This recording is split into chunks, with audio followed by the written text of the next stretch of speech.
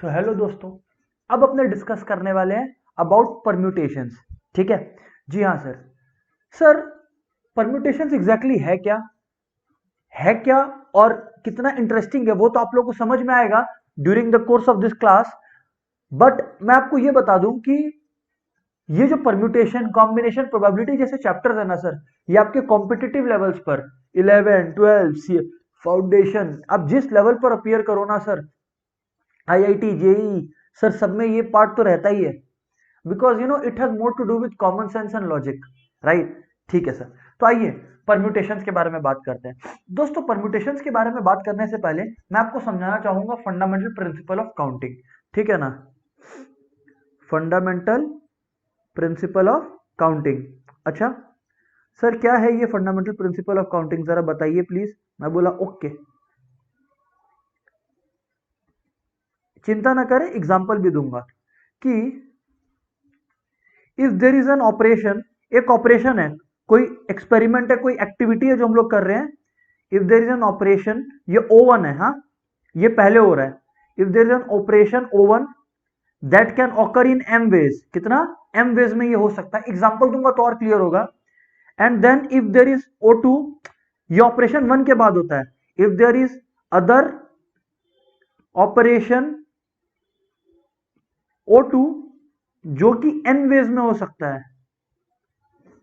और कोई आपसे पूछे कि in how many ways can both the operations take place, in how many veg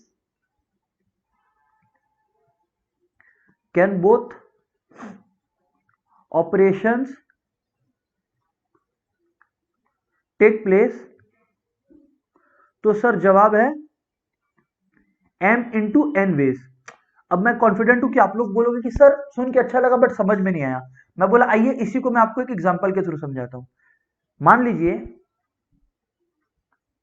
कि अ कॉइन इज टॉस्ड, ठीक है, एक प्रॉपर क्वेश्चन के थ्रू समझाता हूं। एक कॉइन टॉस करते हैं, then a die is roll, मतलब एक कॉइन टॉस हुआ उसके बाद एक डाई रोल हुआ, then a die is rolled. In how many ways can this take place, मतलब कितने रिजल्ट्स पॉसिबल है, simply speaking can this take place. तो सर मैं आपको प्रैक्टिकली भी दिखा दूंगा, बट इसका आंसर कैसे आएगा आइए देखते हैं। सर बताएं आप कैसे आएगा इसका आंसर। दोस्तों द तरीका इज कि सबसे पहले कॉइन टॉस हुआ, तो coin can be tossed in two ways, क्या तो हेड आएगा या तो टेल आएगा, है ना। और डाई है जो रोल हो रहा है, तो die can give how many results, 6 ways, यानी कि 6 results. So total possible ways, ये पूरा एक्सपेरिमेंट हो सकता है, मतलब इस एक्सपेरिमेंट का जो रिजल्ट हो सकता है दैट इज 2 इंटू 6 12।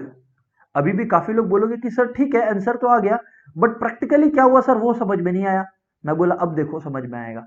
देखिए आप, कॉइन टॉस हुआ, तो साहब अगर कॉइन टॉस हुआ है तो क्या तो आपका हेड आ सकता है या आपका टेल आ सकता है, यस और नो। हाँ सर बिल्कुल। अब दोस्तों अगर आपका हेड आए या टेल आए, अब हेड आने के बाद आपने डाई रोल किया, तो यानी कि 1 आ सकता है, 2 आ सकता है, 3 आ सकता है, 4 आ सकता है, 5 आ सकता है या 6 आ सकता है। टेल के साथ भी सेम, कि टेल आया उसके बाद 1 आ सकता है, 2 आ सकता है, 3 आ सकता है, 4 आ सकता है, 5 आ सकता है या 6 आ सकता है। अगर आप एक सेट बनाने का कोशिश करो तो आपका क्या होगा, देखो आप, हेड आया फिर 1, हेड आया फिर 2, हेड आया फिर 3, ओ हेड आया फिर 4, हेड 5, हेड हेड 6, ठीक है। तो उसके बाद सेम, टेल 1, टेल 2, टेल 3, ऐसे करते करते टेल 6 तक आप जाएं। सर क्या नोटिस करते हो आप, सवाल ये है कि सर क्या नोटिस करते हो आप। देख लो 12 आउटकम्स पॉसिबल है और वही तो आपको नजर आ रहा है। हाँ सर बात तो आप ठीक कहते हो, सर बात तो आप ठीक कहते हो, बस बस बस बस बस यही तो बात थी दोस्तों। बोलो समझ में आया क्या। हाँ सर समझ में आया। अब दोस्तों चलिए थोड़ा सा एंटर करते हैं परम्यूटेशन वाले पार्ट पे, ठीक है ना। पहले परम्यूटेशन का मतलब समझते हैं, फिर मैं आपको बताऊंगा कि हमारे एग्जाम्स में किस तरह के कितने टाइप्स के क्वेश्चंस आते हैं, राइट। हालांकि टाइप्स लर्न करने का होता नहीं है, बट फिर भी अपने लोग को एक कंफर्ट रहता है जब अपने समझ लेते हैं कि अच्छा अच्छा इस पर्सपेक्टिव से क्वेश्चंस आते हैं, इसलिए मैं आपको बताऊंगा टाइप्स। पहले परम्यूटेशंस का मीनिंग समझते हैं। दोस्तों परम्यूटेशन का सिंपल मीनिंग है कि in how many ways can something be arranged, number of arrangements, अगर सिंपल सी बात करूं तो नंबर ऑफ अरेंजमेंट्स। अच्छा, इसका और एक सिंपल एग्जांपल लेता हूं। मान लीजिए ए है, बी है और सी है, तीन अलग अलग लोग हैं जो तीन अलग अलग सीट्स पर बैठे। ठीक है, तो ये तीन अलग अलग सीट्स हैं। अब इनको, इनका सिटिंग अरेंजमेंट को कितने तरीके से you know what should be से शफल किया जा सकता है। जैसे यहां पर ए बी और सी बैठा है, अब ऐसा भी तो हो सकता है दोस्तों कि बी ए और सी बैठ सकता है, ऐसे है यही तीनों। आप देखिए ना possible arrangements, C A B बैठ सकता है। सर बिल्कुल ठीक बोलते हो, और क्या हो सकता है सर? अब आप लोग में से कुछ लोग बोलोगे सी बी ए हो सकता है। जी हाँ सर, सुनिएगा सुनिएगा, हाँ आगे बोलिए सर। अब आप लोग में से काफी लोग बोलेंगे सर बीसीए हो सकता है। मैं बोला हाँ हो सकता है सर। और कुछ जो मिसिंग है, हाँ सर एक चीज मिसिंग है। सर आपको कैसे पता कि कुछ मिसिंग है और पता चलता कैसे है ये एसीबी मिसिंग है? अच्छा, अब देखिए आप लोग, और आप कोई कॉम्बिनेशन नहीं बता पाओगे मेरे को, मतलब और कोई अरेंजमेंट आप नहीं बता पाओगे, 6 है। सर बिल्कुल सही बोले, लेकिन सर क्या हम लोग को एग्जाम में इतना कुछ करके चेक करना पड़ेगा? मैं बोला बस इसीलिए तो परम्यूटेशन बना, कि अपने को ऐसा ना करना पड़े। इसमें किया क्या हमने, ए बी और सी आपस में कितने तरीके से अरेंज हो सकते हैं वो कैलकुलेट किया। दिया, the answer is 6 ways. But आप लोग सोचो ना, अगर 4 लोग होते तो कितना सारा अरेंजमेंट बनाना पड़ता। तो प्रैक्टिकली तो ऐसे सम करना फिजिबल है ही नहीं। करेक्ट, जी हाँ सर। तो परम्यूटेशन आया। अब परम्यूटेशन क्या बोलता है कि तीन लोगों में से, क्योंकि तीन लोग हैं, तीन लोगों में से तीनों को अरेंज करना है, तो इसको बोलते हैं 3p3। क्या बोलते हैं? 3p3, क्योंकि टोटल लोग कितने हैं? 3। और अरेंज कितने को करना है? तीनों को ही करना है, आउट ऑफ दिस 3 ओनली। तो इसको बोलते हैं 3p3। अच्छा, अब मैं आपको बता दूं कि परम्यूटेशन में एनपीआर का एक कंसेप्ट है। पी मतलब परम्यूटेशन, एन और आर। एन का मतलब एन ऑब्जेक्ट्स गिवन है, और उन एन ऑब्जेक्ट्स में से अपने को आर को अरेंज करना है। मतलब ऐसा भी हो सकता था कि 5 लोग हैं और अपने को तीन, कोई भी तीन पकड़ के तीनों को अरेंज करना है ना? तो वैसा भी हो सकता है। तो दोस्तों द फॉर्मूला इज एनपीआर। इसका मतलब n factorial by n minus r factorial. ठीक है, तो अभी सुनिएगा ध्यान से। हाँ सर बोलिए, हम लोग सुन रहे हैं बात को। अच्छा, अब दोस्तों n factorial by n minus r factorial कर लिए। अब आप लोग बोलोगे सर ये फैक्टोरियल किस बला का नाम है? मैं बोला ध्यान से सुनो। अगर कोई लिखता है 4 फैक्टोरियल, इसका मतलब क्या है? इसका मतलब है 4 इंटू 3 इंटू 2 इंटू 1। ओह अच्छा सर, 6 फैक्टोरियल का मतलब सिंपली स्पीकिंग 1 से मल्टीप्लाई, 1 तक मल्टीप्लाई करते जाना है, एक एक रिड्यूस करके। ओह सर ये बात तो समझ आ गई, जो भी है। तो एनपीआर क्या होगा? N factorial by n minus r factorial. मैं आप लोग को बता दूं दोस्तों कि 0 फैक्टोरियल 1 होता है। सर 1 फैक्टोरियल भी 1 ही होता है। जी हाँ बिल्कुल, जी हाँ बिल्कुल। अच्छा अब पॉइंट पर आइए दोस्तों, 3p3 है, तो अगर अपने एनपीआर का फॉर्मूला के हिसाब से सोचे तो अपना क्या होगा? 3 फैक्टोरियल बाई 3 माइनस 3 यानी कि 0 फैक्टोरियल। यस और नो दोस्तों? जी हाँ सर। तो 3 फैक्टोरियल कितना होता है? 3 इंटू 2 इंटू 1। 0 फैक्टोरियल होता है 1, तो 6 वेज। आ गया ना सीधा आंसर, जो अपने लोग इतना अरेंज करके चेक कर रहे थे, है ना? हाँ सर बिल्कुल, सर बिल्कुल। अच्छा, अभी ध्यान से सुनिएगा। सर मान लीजिए कि there had been 4 people. If there are 4 people, तो कितनों को अरेंज करना है at a time? All 4 at a time. अगर कुछ नहीं दिया इसका मतलब ऑल 4 को पकड़ के एट अ टाइम अरेंज करना है। या फिर लिखा हुआ है, मान लीजिए क्वेश्चन बोलता है 3 एट अ टाइम, मतलब 3 को पिक करके एट अ टाइम अरेंज करके अपने लोग को total possible number of arrangement देखना है। तो दोस्तों तो तरीका इस पहले वाले को सॉल्व करने का, 4 लोग हैं और 4 में से कितनों को अरेंज करना है? चारों को। तो बस 4 फैक्टोरियल बाई 4 माइनस 4, 0 फैक्टोरियल, नीचे में 1 आ गया अपना। 4 3 12, 12 मतलब समझ लो यहाँ पर ये शुरुआती टाइम है, इसीलिए मैं इतना कुछ एक्सप्रेस कर रहा हूं। तो यानी कि 24 वेज, बात खत्म। अच्छा, लेकिन सर सेकंड वाला 4 में से 3 को अरेंज करना है एट अ टाइम। ओ, तो 4 फैक्टोरियल बाई 4 माइनस 3 यानी कि 1 फैक्टोरियल। कोई फर्क नहीं पड़ा। ओ, 24 वेज, ये कोइंसिडेंस है। ठीक है, तो जी हाँ सर, आगे बात करें सर आप। मैं बोला ओके, मैं आगे बात करता हूं। अभी सुनिएगा, अभी सुनिएगा। हाँ सर बोलिए। ये मत सोच लीजिएगा कि आंसर हमेशा 24 वेज आएगा। अगर आप एट अ टाइम टू चू पिक करो तो नहीं होगा। मान लीजिए कि मैं लिख लेता हूं, एक एड ही कर देता हूं, कहीं आप लोग ये ना सोच लो कि आंसर हमेशा सेम आएगा।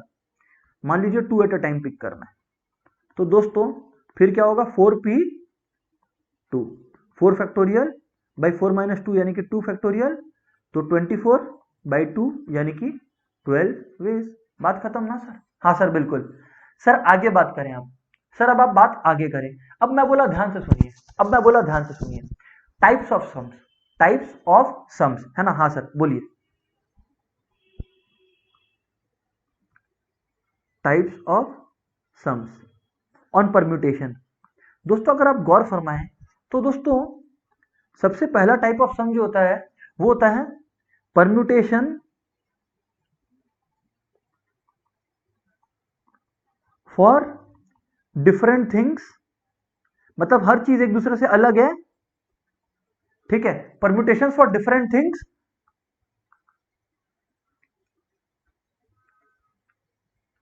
विथ नो रिपीटेशन, मतलब कोई रिपीटेशन ऑफ टर्म्स या नंबर्स अलाउड नहीं है, विथ नो रिपीटेशन अलाउड। अच्छा, अब इसमें दोस्तों दो तरीके के सम्स हो सकते हैं, चिंता ना करें अपने सब एक्सप्लोर करेंगे। एक है एक है विदाउट रिस्ट्रिक्शन, मतलब कोई रोक टोक नहीं है, कोई नखरा नहीं है, ठीक है ना, चिंता ना करें सब समझ आएगा। एंड एक होता है विथ रिस्ट्रिक्शन, ठीक है। तो हाँ सर दोस्तों, फिर एक दूसरा वैरायटी ऑफ क्वेश्चन है वेयर अपने लोग क्या पढ़ते हैं, permutation of things all alike. All alike या मोस्टली अलाइक, इसका मतलब वो लोग अलग नहीं है, वो लोग अलग नहीं है, ठीक है ना। जैसे अब देखिए ऊपर में क्या है, जैसे मैंने कहा डिफरेंट थिंग्स, मतलब तीन नंबर है 1 2 3, तो तीनों अलग अलग नंबर है ना। बट अगर मान लीजिए तीन मैथ्स के बुक है एग्जैक्टली सेम, तो उसको बोलते हैं ऑल अलाइक। उनका अरेंजमेंट का भी एक कंसेप्ट है, ठीक है ना। हाँ सर। फिर दोस्तों एक तीसरा कंसेप्ट है which is permutation with repetition being allowed. ऊपर में क्या था पॉइंट नंबर 1 में, repetition was not allowed, permutation with repetition allowed. Third concept ये है, ठीक है। तो हाँ सर बिल्कुल है। और बताएं सर आप। अब मैं बोला ध्यान से सुनिए। फिर नेक्स्ट होता है एक कंसेप्ट जिसको अपने बोलते हैं सर्कुलर परम्यूटेशन, ठीक है ना। ओवरऑल आपका जो सिलेबस, आपका जो करिकुलम है वो इन चारों टॉपिक्स पर रेस्ट्रिक्टेड रहता है, ठीक है। हाँ सर। चलिए फिर शुरू करते हैं। सबसे पहले permutation of for different things with no repetition allowed, सुनिएगा। हाँ, permutations for different thing. Different thing मतलब एक जैसे नहीं है, अलग अलग है ना। हाँ सर। और विदाउट रेस्ट्रिक्शन, मतलब कोई रेस्ट्रिक्शन भी नहीं है। आइए मैं आपको दिखाता हूं। विदाउट रेस्ट्रिक्शन, ठीक है ना। हाँ सर। क्वेश्चन है in how many veg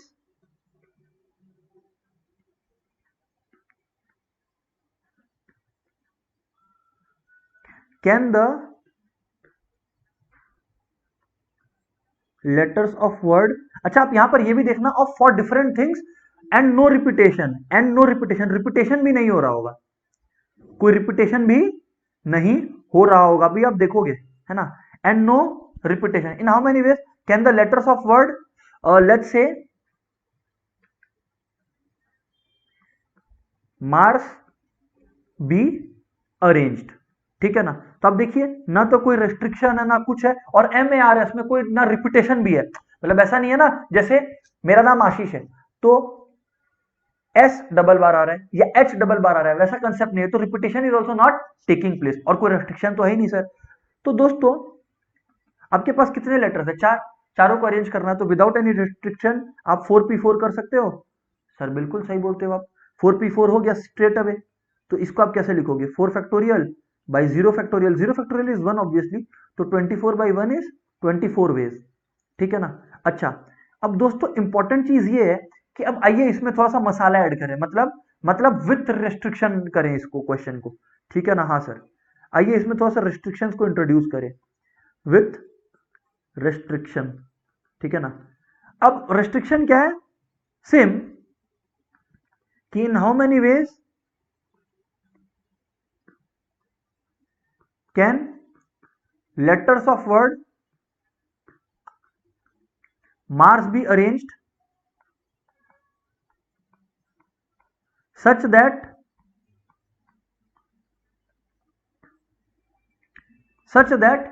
A and S should always come together. देखिए अब देखिए नखरा आने लग गया कि ये होना चाहिए, दैट नखरा is called restriction, such that A and S R always together. ठीक है ना, नखरा can be of different types, ये एक टाइप का नखरा है, मैं और दिखाऊंगा। सच दैट, इनफैक्ट एक काम करता हूं मैं, इसी का मल्टीपल क्वेश्चंस क्रिएट कर लेता हूं। Such that A and S always together, ठीक है ना, ठीक है। एक हो सकता है ऑल वर्ड्स, मतलब जो भी वर्ड्स बन सकते हैं उनको ए से ही स्टार्ट होना होगा, all words always start with A. एक हो सकता है नेवर स्टार्ट विथ ए, मतलब वर्ड्स किसी से भी स्टार्ट हो सकते हैं but should not start with A. और fourth start with R and with S. Sir इतना सारा नखरा क्यों दिखा रहे हो आप, जिससे आपको यह समझ में आए कि अलग अलग तरीके से कैसे सोचना है, ठीक है ना, अगर रेस्ट्रिक्शंस वाला क्वेश्चन आ जाए तो, ठीक है ना। ओके सर, तो दोस्तों सबसे पहले आप ये समझे आप कि देखिए इन्होंने कहा कि letters of the word, in how many ways can letters of the word mass be arranged so that A and S R always together. तो दोस्तों बात सिंपल सी ये है कि अगर ए एंड एस को अपने को ऑलवेज टुगेदर रखना है तो उनको एक ग्रुप बना लो और एक लेटर की तरह सोचो। तो बेसिकली मान लीजिए एम, मैं कोई अरेंज नहीं कर रहा, तो फिर अपने पास क्या बचा, ए और एस को बॉक्स में डाल दिया मैंने कि इसको एक की तरह ही देखना है ना, और आर। तो अपने पास अभी अरेंज करने के क्या हो गए, तीन पॉसिबिलिटीज हो गई, एक दो तीन, क्योंकि ये तो एस एक डब्बा में पैक्ड है ना, जब भी मूव करेगा ए अकेला मूव नहीं करेगा, एस अकेला मूव नहीं करेगा, साथ में मूव करेगा। तो सर आप तो फिर बोल रहे हो कि 3 फैक्टोरियल होगा, 3p3 को 3 फैक्टोरियल भी तो बोल सकते हैं। जी हाँ सर बिल्कुल, क्योंकि होता क्या है 3p3 को आप लिखते तो यही हो ना, 3 फैक्टोरियल बाई 0 फैक्टोरियल, तो दैट इज 3 फैक्टोरियल ओनली ना। सुनिएगा भी, लेकिन अभी बात खत्म नहीं हुआ है। 3 फैक्टोरियल तो ठीक है, ये तीनों बॉक्सेस को इधर उधर कर लिए तो, लेकिन ए और एस आपस में उस बॉक्स के अंदर भी तो दो तरीके से अरेंज हो सकते हैं, 2 फैक्टोरियल वेज में अरेंज हो सकते हैं, यस और नो। तो 3 फैक्टोरियल, क्योंकि ये कभी इधर आ गया, ये कभी इधर आ गया, उस चीज के लिए 3 फैक्टोरियल, और फिर इंटू 2 फैक्टोरियल, क्योंकि बॉक्स के अंदर भी तो ए और एस अल्टा पल्टी कर सकते हैं। ओ, तो 3 2 जा 6, मतलब 3 फैक्टोरियल होता है 3 2 जा 6, 6 3 2 जा 6, 6 1 जा 6, तो ठीक है, और 2 फैक्टोरियल 2 होता है, तो total there can be 12 ways. समझ आया कि नहीं आया, 3 फैक्टोरियल की वैल्यू 6 और 2 फैक्टोरियल की वैल्यू 2। ओह सर समझ में आया, बिल्कुल सही था ना। हाँ सर, बेसिकली सर ग्रुप कर देना, अगर कोई ऐसा कंडीशन हो कि ये मतलब ऐसे ही स्टार्ट होना चाहिए या हमेशा साथ आएगा तो उनको एक की तरह मान लो, लेकिन बॉक्स के अंदर वो लोग कितने तरीके से अरेंज हो सकते हैं वो भी कंसीडर कर लीजिएगा। ओके सर, आगे बोलिए। All words always start with A. अब नखरा क्या है दूसरा, कि सारे वर्ड्स ए से स्टार्ट हो। तो दोस्तों आप लोग एक चीज समझो, ये तो पहला पार्ट था, अगर दोस्तों सारे वर्ड्स हमेशा ए से ही स्टार्ट होंगे, अगर ये इसका नाटक है, सुनिएगा, अगर ये इसका नाटक है कि सारे वर्ड जो है ये ए से ही स्टार्ट होंगे, तो फिर क्या होगा, ठीक है ना, सारे वर्ड्स अगर ए से ही स्टार्ट होंगे तो फिर कैसे होगा। तो दोस्तों फिर आपके पास ऑप्शन क्या बचा, तीन जगह का, तो क्योंकि एक तो ब्लॉक्ड है, तो इन तीन में आपके पास लेटर्स कितने हैं, तीन, तो बस 3p3 वेज में अरेंज कर लीजिए। ओह, ए को फिक्स कर दिए, बस सिंपल सी बात ये है, 3 2 6, 6 1 6, करेक्ट, तो 6 वेज, बस बात खत्म, क्योंकि ये तीन नंबर आपस में अरेंज होंगे, ए तो अपना जगह ब्लॉक कर लिया। अच्छा, अभी देखिए तीसरा क्वेश्चन इंटरेस्टिंग है। तीसरा क्वेश्चन बोलता है never start with A, second क्या था, ऑलवेज स्टार्ट विथ ए, और तीसरा नेवर स्टार्ट विथ ए। मैं आपको सच बताऊं, जब भी नेवर का क्वेश्चन देना तो पहले ऑलवेज का सॉल्व करिए, ऑलवेज का सॉल्व कर लिया आप, विच इज 6 वेज। अब आप सोचिए कि विदाउट कुछ सोचे समझे वो लोग कितना वेज में अरेंज हो सकते हैं, तो बिना कुछ सोचे समझे तो अपने पढ़े थे विदाउट रेस्ट्रिक्शन 24 वेज में अरेंज हो सकते हैं। तो इन 24 वेज में तो वो वाले वेज भी इंक्लूडेड है जहां पे हमेशा ए पहले आता है, जहां पे हमेशा ए पहले आता है, मतलब ये 6 वेज है। तो दोस्तों अगर मैं उन 24 वेज में से ये 6 वेज हटा दूं जिसमें हमेशा ए पहले आता है, तो बाकी 18 वेज क्या है जिसमें ए कभी भी पहले नहीं आता। ओ, तो ए नेवर कम्स टुगेदर का क्या तरीका सोचा हमने, O, A never comes together का क्या तरीका सोचा हमने, that is equals to total arrangements minus without any restriction minus always A, always A at front. तो बस हमारा काम इजी हो गया ना दोस्तों, टोटल अरेंजमेंट है 24 और उसमें ऑलवेज ए एट फ्रंट है 6, तो 24 माइनस 6 क्या हो गया, ओह नाइस, जी हाँ sir. Number 4, start with R and with S, ठीक है भाई, आर से शुरू करेंगे।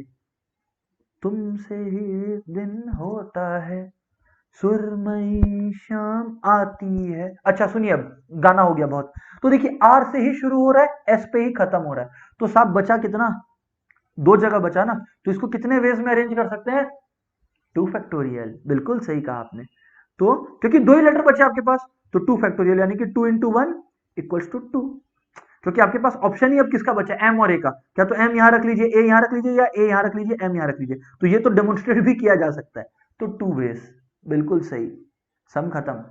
अच्छा तो ये बात था सर, जी हाँ बिल्कुल, सेम आपका नंबर्स के केस में भी होता है, ठीक है। तो हाँ सर, सर आगे बात करें आप, मैं बोला ओके। अब सर हम लोग करेंगे परम्यूटेशन और arrangements where things are not different. मतलब जैसे यहां पर क्या था, कोई आप देख रहे होते कि कहीं पर भी ऐसा नहीं था कि जैसे मैंने अपना नाम लिया आशीष, तो दो बार एच आया, दो बार एस आया, ऐसा कोई कंसेप्ट था नहीं, लेकिन अब वो आएगा, राइट। जी हाँ सर, बताएं कैसे। तो permutation where things are not, where things are not all different, where things are not all different, ठीक है ना। और आप लोगों ने अगर दोस्तों नोटिस नहीं किया है, तो मैं आपको नोटिस करवा दूं कि जो मैंने बताया था आपको types of sums on permutation, उसमें हम लोग ऊपर चलिए, उसमें हम लोग पहला वाला कर लिए, ठीक है सर। और अब हम लोग आ रहे हैं थिंग्स ऑल अलाइक, या थिंग्स अलाइक, ऑल तो नहीं बोलना चाहिए, अलाइक, मतलब जहां कुछ चीजें रिपीट हो रही, मतलब एक जैसी दिख रही है, कुछ चीजें एक जैसी दिख रही है, ठीक है ना। हाँ सर, आइए सर, जैसे मैं आपसे क्वेश्चन पूछा, question, in how many veg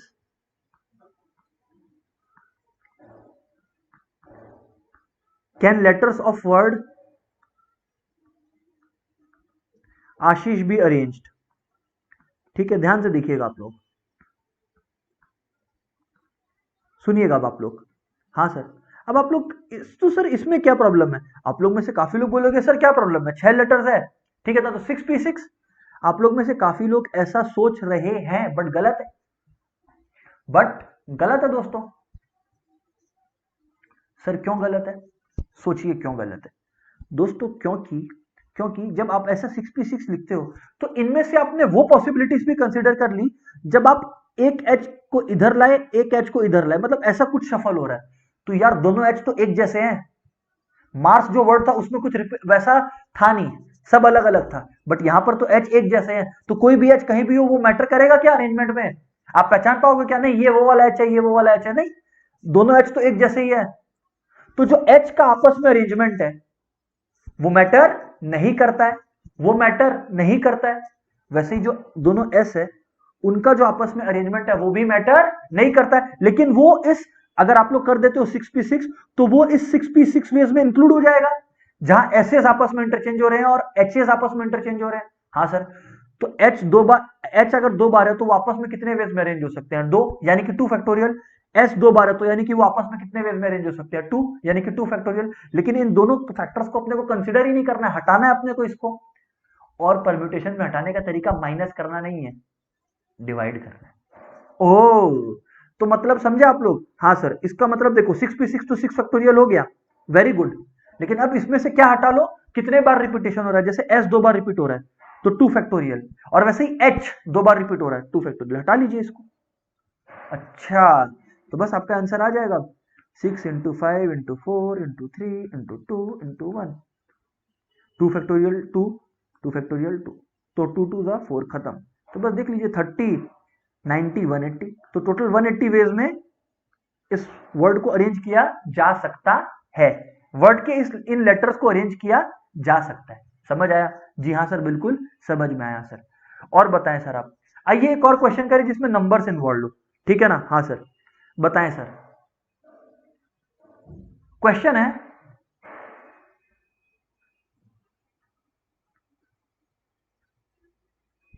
how many numbers of 6 digits can be formed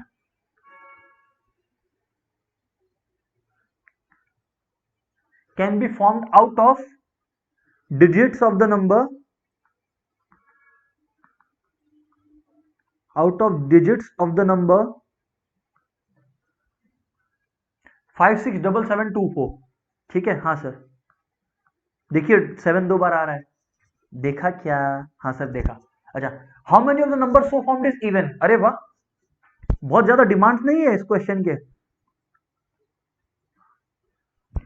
how many of the number so formed is even, of the number so formed is even. ठीक है दोस्तों, ध्यान से सुनना। सबसे पहले तो how many number of six digits can be formed out of the digits of 567724। बहुत इजी आप लोग के लिए। आप लोग बोले सर ऐसा क्वेश्चन दिया आप हमको, मैं बोला सॉरी। तो देखिए, सबसे पहले तो नंबर ऑफ सिक्स डिजिट्स, देखो इसमें भी दोस्तों जो दो 7 आपस में इंटरचेंज हो रहे हो तो मैटर नहीं करेगा। तो सबसे पहले तो सिक्स डिजिट्स को कितने वेज में अरेंज कर सकते हैं, 6 फैक्टोरियल। उसमें 7 2 बार आ रहा है तो उसको हटा देंगे, 2 फैक्टोरियल। अच्छा 3 बार होता तो बाई 3 फैक्टोरियल करते। अच्छा सर, अब तो सब कुछ समझ में आया। मैं बोला वेरी वेरी गुड। 2, अच्छा 30 और 120 360, तो 360 वेज। सर कोई दिक्कत वाली बात नहीं है सर। अच्छा अब क्वेश्चन क्या बोलता है, अब क्वेश्चन का डिमांड और बढ़ गया। अब क्वेश्चन बोलता है कि एंड जो है वो एक इवन नंबर से करे, the number so formed is even. तो अगर नंबर इवन कब होगा, जब एंड में 2 होगा, 4 होगा या 6 होगा। 8 इसमें है नहीं तो ऑब्वियसली मैं 8 कैसे बोलूं, बताओ आप। तो 2 होगा, 4 होगा या 6 होगा, तब इवन होगा। हाँ सर बिल्कुल। तो अब दोस्तों ध्यान से सुनिएगा, even numbers must and with 2 4 और 6। अब ये देखिए पहला पार्ट तो हो गया क्वेश्चन का, है ना। हाँ सर, तो even numbers must and with 2 4 और 6। तो अब देखिए इसमें रेस्ट्रिक्शन इंपोज करेंगे। सबसे पहले तो नंबर्स एंडिंग विथ 2, ठीक है ना। आप लोग भी नखरा करो, नंबर्स एंडिंग विथ 2। अच्छा अब आप लोग को पता समझना पड़ेगा कि अगर नंबर 2 से एंड होगा तो एक जगह ब्लॉक हो जाएगा, 6 जगह तो रहेगा ही नहीं सर अरेंज करने को। 3 4 5 6, जिसमें 2 ब्लॉक हो गया तो जगह कितने बचे 5, तो यानी कि 5 फैक्टोरियल। अच्छा इन 5 नंबर में से 7 2 बार आ रहा है तो उसको हटाना पड़ेगा। ओ, तो 5 फैक्टोरियल बाय 2 फैक्टर, इतने नंबर्स एंड होंगे विद 2, तो यानी कि 5 फैक्टोरियल बाय 2 फैक्टोरियल करोगे तो अच्छा, तो यानी कि आपका आएगा 60 वेज, करेक्ट। अच्छा 60 ऐसे नंबर्स है जो 2 से एंड होंगे, तो नंबर्स एंडिंग विथ 4, सुनिएगा, numbers ending with 4 is equal to 60 होगा। सम तो सेम ही होगा दोस्त। और ये वैसे ही नंबर्स एंडिंग विथ 6 होगा, सेम 60 वेज। तो बस बात खत्म, यानी कि 60 नंबर, एक्चुअली 60 वेज क्यों बोल रहा हूं मैं, 60 नंबर्स, 60 नंबर्स, ठीक है ना। तो बस दोस्तों अल्टीमेटली क्या हुआ, नंबर ऑफ इवन नंबर चाहिए था इनको, नंबर ऑफ इवन नंबर चाहिए था, वो कितना हो गया 60 प्लस 60 प्लस 60, तारीख पे तारीख, तारीख पे तारीख, ठीक है। तो 180 वेज। अच्छा अब अगर पूछता क्वेश्चन में एक और फ्लेवर डाल देता, नॉट इवन, ऑड, तो साहब करते क्या, वही सेम इवन निकालते और उसके बाद टोटल पॉसिबिलिटीज 360 है उसमें से 180 माइनस कर देते। इवन पूछा तो बस बात ही खत्म। ओ बोलो समझ में आया क्या? हाँ सर समझ में आया। सर आगे बात करें आप, मैं बोला ओके, मैं बोला ओके। अच्छा अब परम्यूटेशन के वो सब हम लोग कर रहे हैं दोस्तों जहां रिपीटेशन अलाउड है, जहां रिपीटेशन अलाउड है। सर इसका मतलब मैं समझा रहा हूं,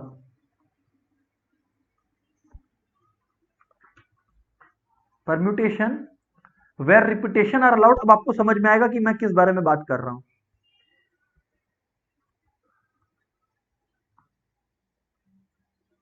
वेयर रिपीटेशन अलाउड, ठीक है। हाँ सर, ये देखें आप लोग, जैसे कि मैं एक क्वेश्चन के थ्रू आपको ये समझाने की कोशिश करता हूं, दैट विल बी बेटर, है ना। हाँ sir, in how many ways can 5 prizes be given away to, 5 prizes है टोटल, है ना। 5 prizes be given away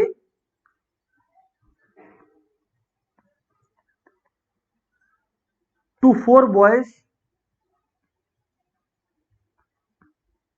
when each is equally deserving of all the prizes। जब हर बॉय हर prize के लिए deserving है तो रिपीटेशन अलाउड है। when each is equally deserving of all the prizes, ठीक है ना। हाँ सर, ध्यान से सुनिएगा, ऐसा सिचुएशंस में ना एक फॉर्मूला होता है, but rather than using the formula पहले मैं आपको एक्सप्लेन कर दूं, है ना। अगर आप लोग फॉर्मूला जानना चाहते हो तो सर वो तो बहुत सिंपल सी बात है कि जैसे आपका नंबर ऑफ बॉयज कितना है 4 और प्राइसेस जो मिल सकते हैं वो 5, तो बस 4 टू द पावर 5, ठीक है ना। तो अपना आंसर आ गया 1024। लेकिन सर इसको एक्सप्लेन तो कीजिए। मैं बोला ओके ठीक है ना। हाँ सर, देखो आज आप लोग को एक चीज समझना है। जी हाँ सर, क्या बताइए। 4 बच्चे हैं, ठीक है, 1 2 3 4। अब ऐसा नहीं है कि हर बच्चा एक प्राइज डिजर्व करता है। ये जो बच्चा है इसको 5 प्राइज दे सकते हैं आप। सुनिएगा, अभी ध्यान से सुनिएगा, एक एक करके बात करेंगे, ठीक है ना। हाँ सर, और प्राइजेस कितने हैं? 5 है सर, 5 है। इनफैक्ट मैं यही बोल रहा हूं कि यहां पर ना, यहां पर सर 5 प्राइजेस लिखिए, बन गए 5 प्राइजेस, क्योंकि बटने तो प्राइजेस ही है। अब 5 प्राइजेस है। ये वाला जो प्राइज है ये चारों बच्चे डिजर्व करते हैं, ये वाला भी चारों बच्चे, ये वाला भी चारों बच्चे, ये वाला भी चारों बच्चे, और ये वाला भी चारों बच्चे। तो बेटा जब चारों बच्चे डिजर्व करते हैं तो यही तो करना पड़ेगा। तो यानी कि 4 टू दी पावर 5 आया। ओ, इसको बोलते हैं रिपीटेशन अलाउड, इसको बोलते हैं रिपीटेशन अलाउड। अच्छा सर ये बात है। जी हाँ दोस्तों, ये बात है सर, समझ में आया। अच्छा, अब दोस्तों हम लोग बात करेंगे सर्कुलर परम्यूटेशंस के बारे में। सर बताइए, सर बताइए। अब दोस्तों ये सर्कुलर परम्यूटेशंस क्या है? सवाल ये है दोस्तों, अभी तक जो हम लोगों को बैठा रहे थे या लोगों को अरेंज कर रहे थे, वो कैसे अरेंज कर रहे थे? इन रोज। वो लोग रो में बैठा दिए थे, करेक्ट? हाँ सर। बट अब दोस्तों हम लोग उनको रो में नहीं बैठाएंगे, हम लोग उनको एक सर्कल के अराउंड बैठाएंगे। समझ रहे हो? मतलब उन लोग को पहले हम लोग कैसे बैठा रहे थे? समथिंग लाइक दिस, कि मान लीजिए ये रो है तो सब यहां बैठे हैं, देखिए ये यहां पर सब बैठे हैं, ठीक है। तो ये ऐसा कुछ था, एक एग्जांपल दे रहा हूं केवल। हाँ, ये ऐसा सिटिंग अरेंजमेंट था। हैरी पॉटर देखे हो तो हैरी पॉटर वैसा, जहां सब खाते थे ना। हाँ सर, मेन हॉल में। हाँ सर, ये था। लेकिन सर्कुलर परम्यूटेशन में क्या होगा? मैं बोला ध्यान से सुनो, मैं बोला ध्यान से सुनो। सर्कुलर परम्यूटेशन में ये है, तो मान लो 5 लोग हैं, तो उनको कैसे बैठा रहे हैं आप? इस तरह से, ठीक है। अब आप लोग मेरे से एक सवाल पूछोगे कि sir what difference does it make if it is a circular arrangement? मैं बोला है एक फर्क, मैं बोला है एक फर्क। सर क्या फर्क है बताएं आप? मैं बोला सुनिए, मैं बोला सुनिए। इसके लिए मैं आपको लेकर चलता हूं रो वाले सम पर, ठीक है ना। आइए एक 5 जन का रो भी बनाते हैं, ठीक है ना। आइए, ये 5 जन का रो है, ठीक है। यहाँ पे 5 जन है, ठीक। हाँ सर, 5 अलग अलग जन है, ठीक है। मैं पूछता हूं कि ये लोग कितने वेज में अरेंज हो सकते हैं? मैं बोला सिर्फ ऐसे सोचें, मान लीजिए ये एक सीट है, ये एक दूसरा सीट है, ये तीसरा सीट है, ये चौथा सीट है, ये 5वां सीट है। तो जो पहला पर्सन है, मान लीजिए ये पहला पर्सन है, ये कितने सीट्स में बैठ सकता है? इसके पास कौन कितने सीट्स का ऑप्शन है? 5 का। तो ये किसी भी 5 सीट्स में बैठ सकता है। एक बार ये बैठ गया तो जो सेकंड पर्सन है वो कितने तरीके से बैठ सकता है? उसके पास कितने वेज पॉसिबल है? सर 4, क्योंकि एक ऑक्यूपाइड है। फिर नेक्स्ट वाले के पास 3 बाकी है, उसके बाद वाले के पास 2, और उसके लास्ट वाले के बाद 1 ही बाकी है। करेक्ट? हाँ सर, करेक्ट। तो फिर इसको हम लोग 5 फैक्टोरियल बोलते हैं या 5p5 बोलते हैं, जैसा हम लोग परम्यूटेशन में करते आ रहे हैं टिल नाउ। लेकिन अब आप लोग एक बात को समझिए। सर वो क्या? सर वो किस बात को समझना है? दोस्तों अब आप लोग को यह समझना है, मेरी इस बात को समझना है कि सर अगर हम लोग एक सर्कुलर अरेंजमेंट का बात करें, ठीक है, तो आइए मैं एक सर्कुलर टेबल बनाता हूं और यहां पर मैं 5 लोगों को खड़ा कर दिया। सुनिएगा, हाँ, 5 लोग खड़े हैं, ये देखिए। जी हाँ सर, 5 लोग खड़े हैं, 1 2 3 4 5, ठीक है। अभी इनको बैठाना है अलग अलग सीट्स पर, ये सीट्स अवेलेबल है। हाँ, ये मैं सीट्स बनाया। सर अब मेरा क्वेश्चन है आप लोग से कि पहला पर्सन, कोई भी एक पर्सन जब बा के बैठेगा तो वो कितने तरीकों से बैठ सकता है? क्या क्या क्या? बोलो बोलो बोलो। हाँ, सबका आंसर सुनाई दिया मेरे को। आप लोग सबको बोले 5 वेज। गलत। यही तो सर ट्रिक है सर्कुलर का। सर 5 गलत है, एक आंसर है, 1 इज द आंसर। पहले पर्सन के पास सिर्फ 1 ऑप्शन है। सर ऐसा क्यों? मैं बोला समझिएगा, बहुत बात को बहुत गौर से सुनिएगा। बच्चा लोग, जब हम लोग रो में बात करते हैं ना, तो रो में हर सीट का एक नंबर होता है, ठीक है ना। और हर सीट का एक प्रॉपर ऑर्डर होता है कि वो लेफ्ट से फर्स्ट में बैठ रहा है या राइट से फर्स्ट में बैठ रहा है या सेंटर में बैठ रहा है या सेंटर और लेफ्ट के बीच वाली सीट में बैठ रहा है या सेंटर और राइट वाले की बीच वाली सीट में बैठ रहा है। हर सीट का एक पर्टिकुलर ऑर्डर है ना। लेकिन एक सर्कल के अंदर कोई स्टार्टिंग पॉइंट तो होता नहीं है। मतलब एक रो में स्टार्टिंग और एंडिंग पॉइंट होता है, बट एक सर्कल का स्टार्टिंग पॉइंट तो होता ही नहीं है। स्टार्टिंग पॉइंट कब होगा? जब एक जन बैठ जाए। मान लो कि ये पर्सन जो आया वो इधर आके बैठ गया, अब स्टार्टिंग पॉइंट है कि जो नेक्स्ट पर्सन आके बैठेगा वो इसके सामने बैठेगा, यहां पर इसके लेफ्ट में बैठेगा, इसके राइट में बैठेगा या इसके डायगोनल में बैठेगा। लेकिन जब तक वो नहीं बैठा था तब तक तो कोई ऑर्डर मैटर ही नहीं करता था, because it had no starting end ending point. Sir बिल्कुल। तो यानी कि फर्स्ट पर्सन के पास एक ऑप्शन अवेलेबल है। हाँ, अब सेकंड पर्सन के पास 4, थर्ड पर्सन के पास 3, 2 एंड इवेंचुअली 1। तो 4 3 12, 12 2 24 वेज। ओ सर, इसका मतलब समझ में आया? इसका मतलब हम लोग कौन सी पॉसिबिलिटी को हटा दिए? वो वाली पॉसिबिलिटी को जिसमें आप 5 को भी कंसीडर करते हैं। मतलब जब आप 5 वेज भी कंसीडर किए होते, हटाए ना उसको। जी हाँ सर। इसीलिए दोस्तों करते क्या है मालूम है? हम लोग इसमें अगर n लोग को अरेंज करना है ना, तो जैसे रोज में क्या था, n फैक्टोरियल था, इसमें n-1 फैक्टोरियल है।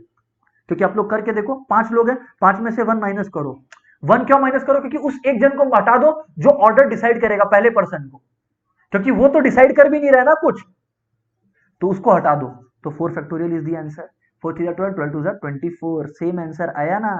ओह, तो सर इसका मतलब कि अगर हम लोग को बोला है कि if 10 people are to be arranged या seated to be seated in circular round table number of ways, अगर पूछे तो सर आप सिंपली बोल रहे हो हम लोग 10-1 फैक्टोरियल कर दे। जी हाँ बिल्कुल।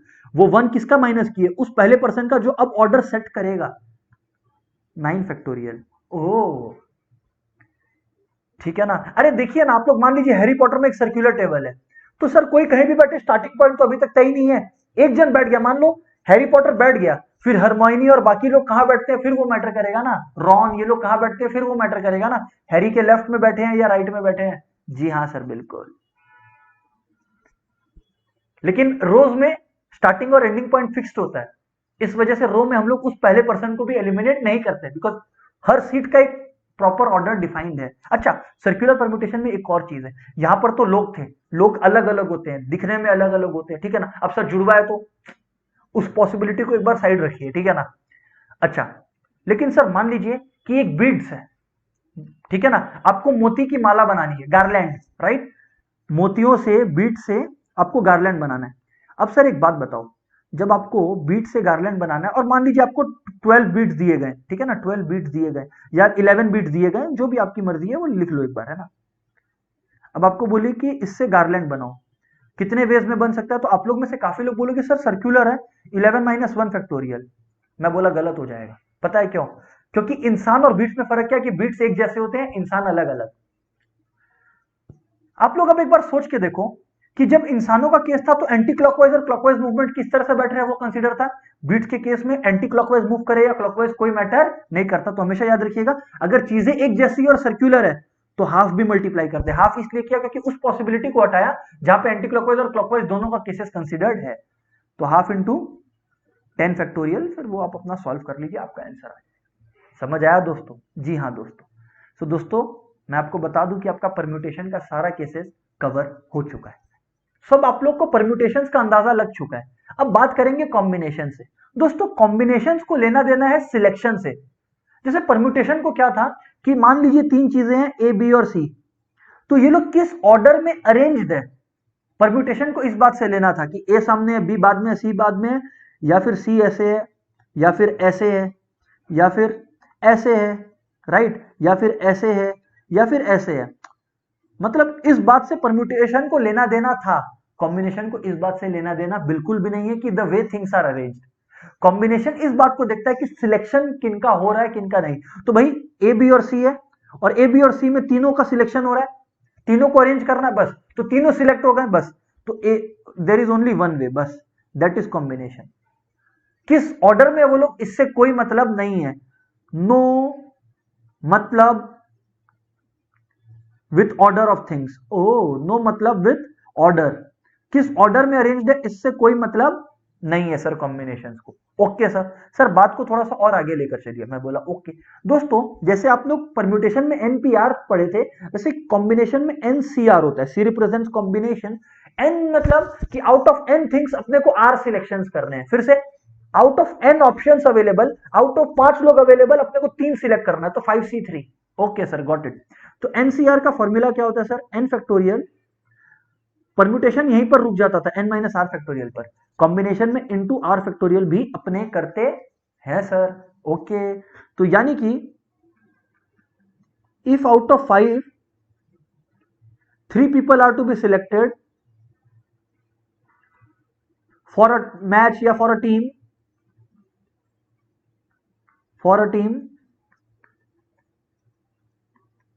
नंबर ऑफ वेज, इन्होंने पूछा कि कितने तरीकों से सिलेक्शन हो सकता है। साफ सिलेक्शन है, पिक एंड चूज है, तो sir the answer is 5C3। ठीक है, तो बस 5 factorial by 5 minus 3 2 factorial into 3 factorial. ठीक है ना, ये इंटू 3 फैक्टोरियल मत भूलिएगा। हाँ सर। अच्छा, अब सॉल्व कैसे करना है? 5 इंटू 4 इंटू 3 फैक्टोरियल लिख दीजिए, 3 इंटू 2 इंटू 1 मत लीजिए सर। क्यों? क्योंकि 3 फैक्टोरियल नीचे भी है तो कट जाएगा। ओ, और 2 फैक्टोरियल 2 ही होता है, तो जब आप लोग काटेंगे तो सर क्या होगा अपने लोग का? 10। बस बात खत्म। ओ सर, बात आपकी समझ में आई। ओके, अब दोस्तों मैं आपको बता दूं कि कॉम्बिनेशन के सम्स अपने करेंगे कैसे। ध्यान से सुनिएगा आप लोग, कॉम्बिनेशन के सम्स अपने करेंगे कैसे, सुनिएगा। हाँ सर, कॉम्बिनेशन परम्यूटेशन से वैरायटी में बहुत ही छोटा है। ठीक है ना, as far as variety is concern. आइए मैं आपको कुछ क्वेश्चंस करवाता हूं और फिर आप लोगों को चीजें कंफर्टेबल लगेंगी। ठीक है ना। हाँ सर, कॉम्बिनेशन में एक है जनरल सम्स, ठीक है ना, और फिर कुछ स्पेशल केसेस है, 2 स्पेशल केसेस है जो मैं आपको कराऊंगा। ठीक है ना। हाँ सर, तो जनरल सम्स, जनरल सम में क्या है? बेसिकली कॉम्बिनेशंस है ना, सिंपल कॉम्बिनेशन प्रॉब्लम्स। आइए, जैसे कि इन हाउ मेनी वेज, सुनिएगा, हाँ, इन how many ways can 5 members form a committee. अच्छा, 5 लोगों की कमिटी बनने वाली है, form a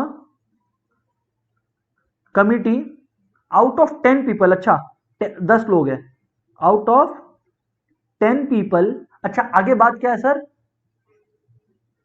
in how many ways can 5 members from a committee out of 10 people be selected. ध्यान से सुनिएगा, हाँ, so that number 1 2 particular members must be included। उसमें से 2 लोगों को तो इंक्लूड करना ही पड़ेगा। 2 particular members must be, मतलब कंफर्म है कि उनको इंक्लूड करना ही पड़ेगा, नंबर 1। और नंबर 2, और 2 ऐसे लोग हैं जिनको पक्का इंक्लूड नहीं करना है। 2 पर्टिकुलर, ये 2 अलग अलग क्वेश्चन है ना। हाँ sir, members should never be included, should never be included। मैं बोला, आप ध्यान से सुने। आप, बहुत ही सिंपल क्वेश्चन है नंबर 1 का। साहब अगर 2 लोगों को आपको सिलेक्ट करना ही है तो आपके पास 10 जन का ऑप्शन तो बचा ही नहीं। आपके पास तो ऑप्शन कितने लोगों का अवेलेबल है? 8 लोगों का, जिसमें से आपको सिलेक्ट कितने लोगों को करना है? 5 जन को नहीं, क्योंकि 2 तो पक्का सिलेक्टेड है, तो 8C3। अच्छा, इसको फॉर्मूला की तरह क्या पढ़ोगे बताओ? थोड़ी ना अच्छा लगेगा मैं बोलूं n-2 C r-2, अच्छा नहीं लगेगा ना।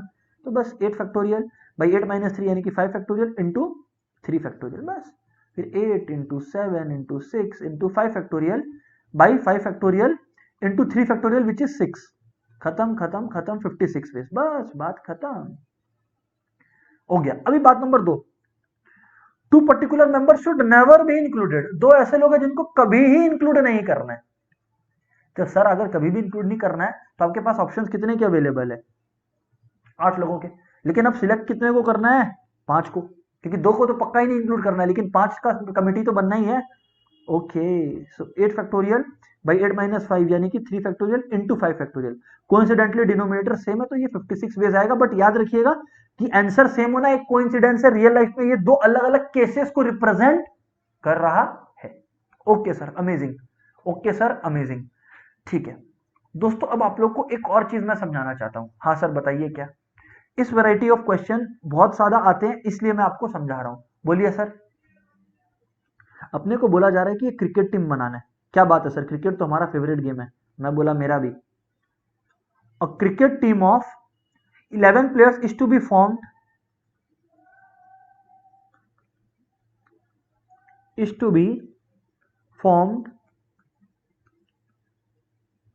From 16 players. अच्छा, 16 लोगों में से, जिसमें 4 बॉलर्स इंक्लूडेड रहेंगे, इंक्लूडिंग 4 बॉलर्स, ध्यान से सुने आप, 2 विकेट कीपर्स। ठीक है सर, ठीक है सर। अच्छा, 16 लोगों में से 4 बॉलर्स है और 2 विकेट कीपर्स है। अच्छा बात है, ठीक है sir. In how many ways can a team be form? In how many ways can a team be formed such that at least 3 bowlers, अरे कम से कम 3 बॉलर्स चाहिए टीम में, है ना, such that at least 3 bowlers and at least 1 wicket keeper to be included. अच्छा, and at least 1 wicket keeper to be included. ठीक है, हाँ सर बिल्कुल।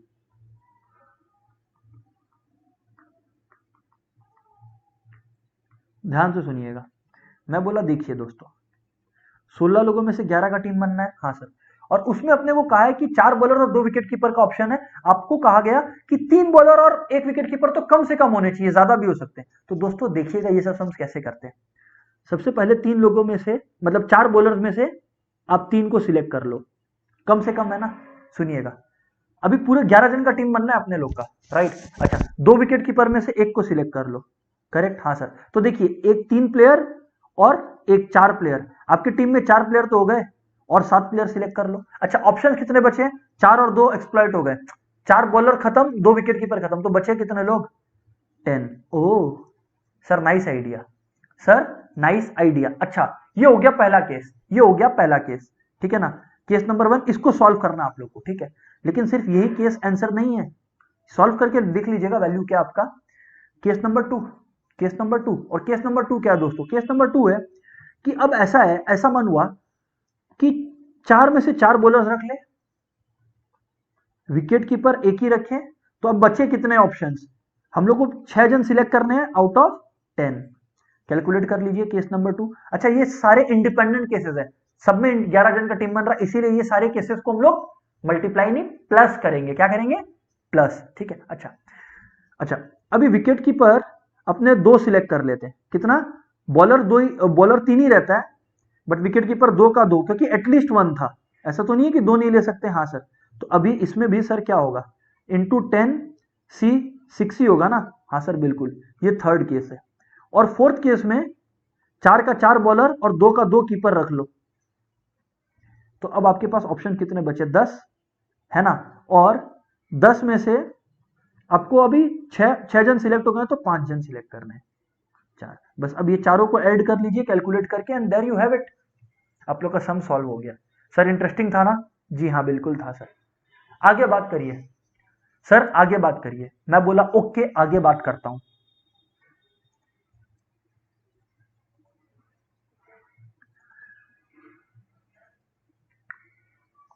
तो दोस्तों, अगर अपने बात को आगे लेकर चले, तो दोस्तों अगर अपने बात को आगे लेकर चले, तो अब सर बात किस तरह का आएगा, आप लोग ध्यान से सुने, है ना। हाँ सर, कुछ रेस्ट्रिक्टेड कॉम्बिनेशंस बोलते हैं इसको, मतलब इसमें कुछ एक्स्ट्रा रेस्ट्रिक्शंस रहते हैं। मैं बताता हूं कैसे।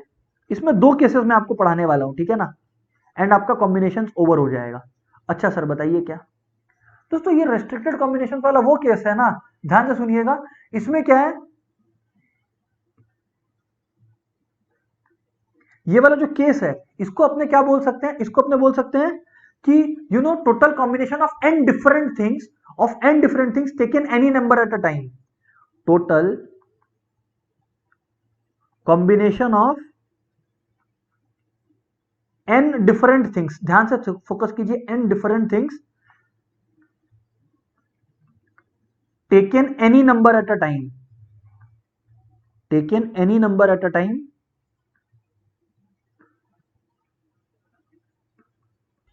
Equal to 2 to the power n minus 1। अब आप लोग बोलोगे कि सर ये क्या बता रहे हो आप, जरा हमें समझाओगे प्लीज। मैं बोला ओके, ठीक है ना, हाँ सर। एन डिफरेंट थिंग्स बोले, है ना, हाँ सर, ठीक है। दोस्तों आपको अच्छा, अभी तक तो क्या था, जैसे क्रिकेट टीम था तो अपने को पता था 11 मतलब 11 जन को पिक करना है। इसमें बोल रहा है एक जन को भी पिक कर सकते हैं, 2 जन को भी। जैसे मान लीजिए अपने पास 5 कलर बॉल्स है, ठीक है ना, 5 कलर बॉल्स है, पांचों का कलर अलग अलग ले लेते हैं। एक है आर, एक है जी, एक है बी, एक है येलो, मतलब एक है रेड, एक है ग्रीन, एक है ब्लू, एक है येलो और एक है पिंक, ठीक है ना। अब इन लोगों ने बोला कि कितना वेज में इनको सिलेक्ट किया जा सकता है। अब ऐसा भी नहीं बोला कि 5 ऑप्शंस तो दे दिया, बट हमें ये भी इन्होंने नहीं कहा, सुनिएगा, बट हमें इन्होंने ये भी नहीं कहा। इनफैक्ट क्वेश्चन को ना थोड़ा और छोटा करते हैं जिसे समझाना मेरे लिए इजी रहे। आर, जी और बी, ठीक है ना, 3 कलर बॉल लेते हैं, ठीक है ना। अब इन्होंने हमें ये कहा ही नहीं, सुनिएगा, अब इन्होंने हमें ये कहा ही नहीं कि सर एग्जैक्टली कितने बॉल सिलेक्ट करने, 3 में से एक सिलेक्ट करने होते तो 3C1 लिख देते, 2 करने होते तो 3C2 लिख देते, बट ऐसा कुछ इन्होंने कहा ही नहीं। तो सर ऐसे सिनेरियोज में करे क्या? अब मैं बोला ध्यान से सुनिएगा, मैं बोला ध्यान से सुनिएगा। रेड बॉल, रेड बॉल से रिलेटेड क्या डिसीजन हो सकता है सर? दो, कि ये सिलेक्ट हुआ या ये सिलेक्ट नहीं हुआ, दो पॉसिबिलिटीज। ग्रीन से रिलेटेड सुनिएगा, अभी ध्यान से सुनिएगा, हाँ सर बोलिए। दूसरी पॉसिबिलिटी, ये सिलेक्ट हुआ, ये नहीं सिलेक्ट हुआ, ठीक है। इनफैक्ट ये पॉसिबिलिटीज की जगह मैं आपको एक और बात बताता हूं। सर बताओ क्या ऐसा हो सकता है, ऐसा हो सकता है कि रेड सिलेक्ट हुआ, ग्रीन और ब्लू सिलेक्ट नहीं हुआ। आप लोग बस टिक देखते जाओ, है ना। ऐसा हो सकता है रेड और ग्रीन सिलेक्ट हुआ हो, ब्लू सिलेक्ट नहीं हुआ। ऐसा हो सकता है तीनों सिलेक्ट हो गया हो, तो कोई दिक्कत ही नहीं है, क्योंकि ये लोग बोला any number at a time, any number at a time पर फोकस करें। ऐसा भी तो हो सकता है कि सिर्फ ग्रीन सिलेक्ट हुआ, हाँ सर, ठीक है सर। ऐसा हो सकता है, सुनिएगा आप लोग, है ना, ऐसा हो सकता है कि केवल ब्लू सिलेक्ट हुआ, ऐसा हो सकता है कि केवल ग्रीन और ब्लू सिलेक्ट हुआ हो। जी हाँ सर, ठीक है ना, हाँ सर। तो इसको मैं अगर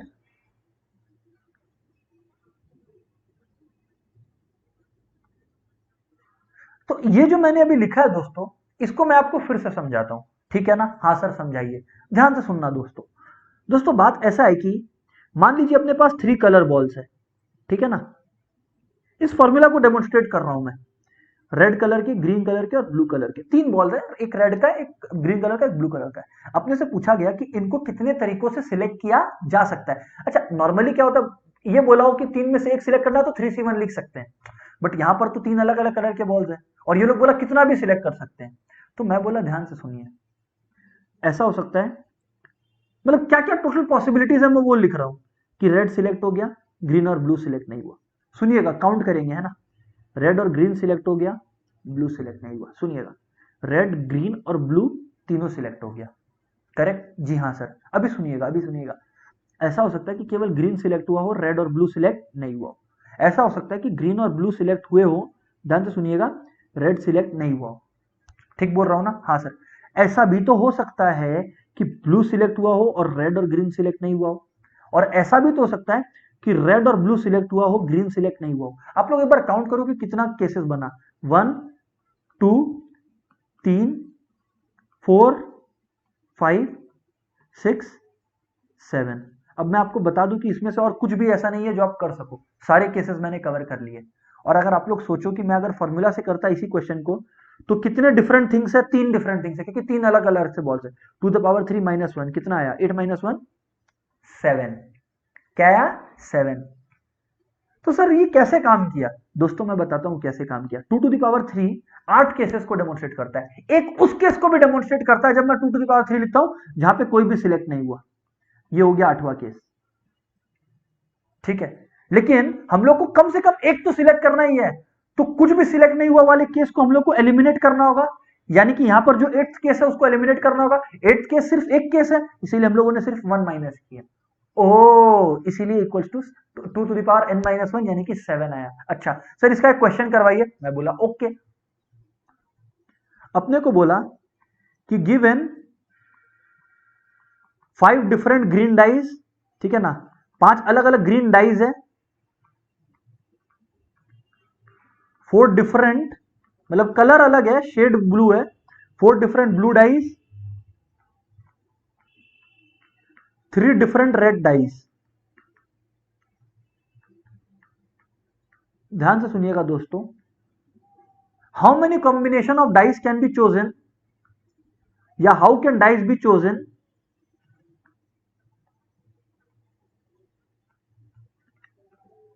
taking at least one green and one blue die।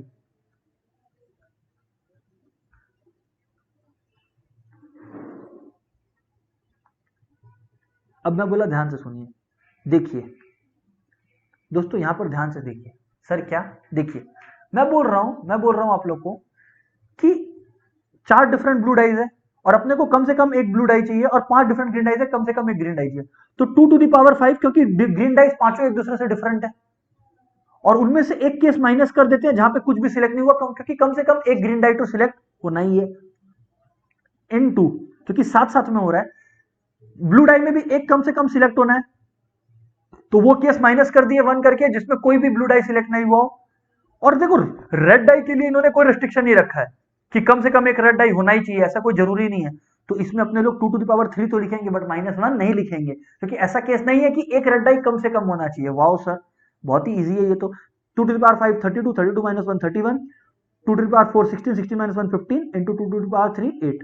बस फिर इसको सॉल्व करिए बैठ के, 15 8 120 एंड देन वो करते रहिए बैठ के सॉल्व, दिक्कत नहीं है कोई उसमें। तो आपका 3720 आएगा। कैलकुलेशन बहुत सिंपल है, 15 इंटू 8 120, 120 इंटू 30 3600, एक 1 बचा, 120 इंटू 1 120, 3600 प्लस 120 3720। तो ये सब कैलकुलेशंस का तरीका भी सोचते रहिएगा साथ में, रेदर देन रिलाइंग ऑन कैलसी, ठीक है ना। हाँ सर, आगे बात करें सर आप।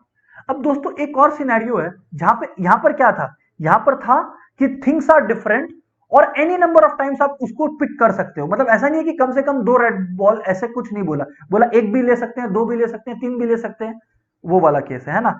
इंपॉर्टेंट थिंग है any number at a time, any number at a time. ऐसा नहीं है कि 11 में से 4 प्लेयर चूज करना है, एग्जैक्टली 4 नहीं बोला गया, 4 भी चूज कर सकते हैं, 5 भी, 6 भी। इस वजह से अपने लोग ये लॉजिक यूज किए, ठीक है सर, बिल्कुल सही। अच्छा अब एक और सिनेरियो है जहां पे अपने लोग को, ये केस नंबर 2 है ना, ये स्पेशल केसेस का केस नंबर 2 है। ये था केस 1 जहां पे any number at a time of n different things था। यहां पर क्या है सर, यहां पर है कॉम्बिनेशन ऑफ थिंग्स जो ज्यादा डिफरेंट नहीं है एक दूसरे से, है ना। Combination of things not all different, सारे अलग नहीं है, सारे अलग नहीं है। सर आप कहना क्या चाहते हो? इसका मतलब x ऑफ अ काइंड है, x एक जैसे, x थिंग्स ऐसे हैं जो एक जैसे हैं, y एक जैसे हैं और z ऐसे हैं जो एक जैसे हैं ना। हाँ sir, z of a kind, उसमें था डिफरेंट, इसमें है एक जैसे, है ना। हाँ सर, अब ये लोग बोल रहे हैं taken any number at a time, तो सर बेसिकली उसमें भी any number at a time था, ऊपर वाले केस में भी, इसमें भी any number at a time है। तो फर्क क्या हुआ? ऊपर वाले केस में डिफरेंट थिंग्स थे, इसमें सेम है। तो sir the answer will be, इसमें क्या होगा पता है, x plus 1 into y plus 1 into z plus 1, और बस एक केस वो माइनस करना है जहां पे कुछ भी सिलेक्ट ना हो। तो मतलब ये पूरा चीज से 1 सिर्फ अपने को माइनस करना है जहां कुछ भी सिलेक्ट नहीं हुआ हो। अच्छा सर आगे बात करें सर आप, सर अब आप आगे बात करें, एक क्वेश्चन के थ्रू मैं आपको समझाता हूं, है ना। हाँ sir, in how many ways, in how many ways, ध्यान से सुने दोस्तों, is it possible, is it possible to select, ध्यान से सुनिएगा, in how many ways is it possible to select any number of 15 fruits, मतलब 15 फ्रूट्स में से कितने नंबर भी सिलेक्ट कर सकते हैं, लेकिन 7 मैंगोज है, अब मैंगोज एक जैसे हैं सारे, 5 एप्पल्स है और 3 ऑरेंजेस है। अब आप लोग देखो दोस्त ध्यान से सुनना, अगर क्वेश्चन बोल दिया होता ना, अगर क्वेश्चन कुछ ऐसा बोल दिया होता कि ये 7 मैंगो में से एक मैंगो होना चाहिए तो 7C1, 2 एप्पल होना चाहिए तो इंटू 5C2 इंटू एक ऑरेंज होना चाहिए 3C1, ये कर सकते थे। बट यहां पर कितना भी सिलेक्ट कर सकते हैं, है ना। और थिंग्स आर एकदम सेम, थिंग्स आर एकदम सेम। तो दोस्तों कैसे करेंगे इस क्वेश्चन को? देखो सुनिएगा, कम से कम एक ऑरेंज तो सिलेक्ट करना ही है, सुनिएगा अभी सुनिएगा, कम से कम एक फ्रूट तो सिलेक्ट करना ही है, ऐसा नहीं बोला कि कम से कम एक ऑरेंज, एक मैंगो या एक एप्पल।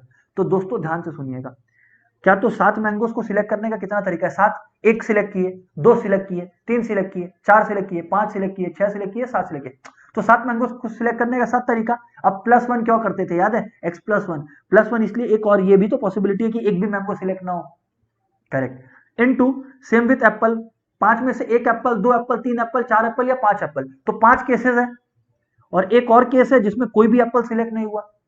सेम है ऑरेंजेस के साथ।